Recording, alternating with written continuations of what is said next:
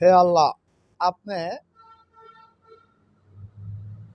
আমাকে কোনো ভুল জিনিস আজ পর্যন্ত দেখান নাই। নেতা হিসাবে, বাংলাদেশে প্রধানমন্ত্রী হিসাবে জামাতের আমির ডক্টর শফিকুর রহমানকে দেখতে চাই। হে আল্লাহ, আপনি ইচ্ছা করলে সব পারেন, আপনার কাছে সমস্ত ক্ষমতা আছে। আল্লাহ, আপনি তো আপনি, ইনশাল্লাহ দাড়ি পাল্লা জান্নাত দিব আল্লাহ, ভোট দিব দাড়ি পাল্লায়। আমার জীবনে যত ভোট দিছি কেউ পাস করে নাই, কিন্তু হে আল্লাহ, আমি তো ভোট দেই নাই, তাহলে পাস কেন হলো না? প্রধানমন্ত্রী হিসাবে কাকে দেখতে চাই?